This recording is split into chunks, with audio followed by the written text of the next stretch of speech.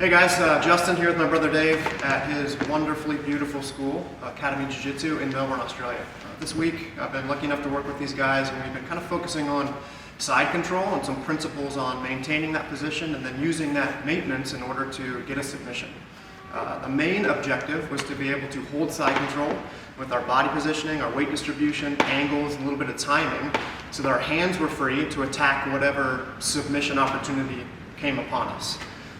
The sub-principles we were working on were strategic rigidity, shape shifting, and hand placement, not grabbing. Anytime my hands are grabbing to hold, they're occupied, and it causes me to be a little bit behind the power curve on the timing aspect of getting the submission that I want. So we're going to look at a couple of techniques that we use in order to put all this together, starting with control and then seeing how the arm kind of presents itself with the Kimura. Hands on both sides, easy for Dave to get the underhook. He gets the underhook, I switch the hand back over, kill it with my weight distribution.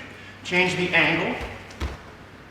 Free hand goes in as a placeholder.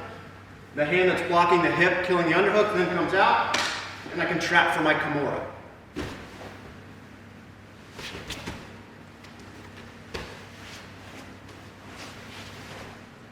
Alright, so once I have the Kimura grip, I want to kill the head. My right knee is behind the back, so I'm limiting his ability to torque and twist.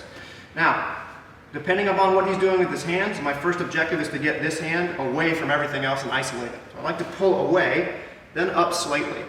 Now I'm taking some slack out of the joint here, and I just want to get this wrist behind his back. But as I do that, I start to compress everything down, back into the joint, and then I take the wrist and turn it behind his back.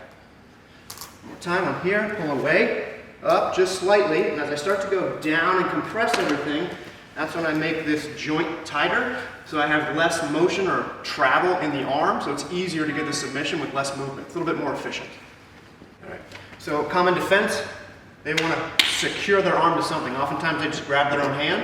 If that happens, I use my knee that would be blocking the head, and I'm going to put it on the arm itself. Once I go here, leverage into this hand, it's stuck in place, body pulls up, and then I follow the same mechanics as I did before. I want to get the wrist behind the back. As I go back, I compress the joint so it gets tighter, and that travel or that motion in the arm is limited, which makes the submission much easier. One more time. Here, he grabs, I check, I lift, and then compress. All right, so once I have the grip, common response in the defense aspect for my opponent is to grab onto that hand. That secures it to the body, makes it more challenging for me to isolate it. So what I can do then is use the knee closest to the head, and I'm going to pin it on the arm. That secures the arm to the ground and allows me to pull it away from that hand, and then everything else stays the same. Once I have it isolated, I compress and start driving it down to the back.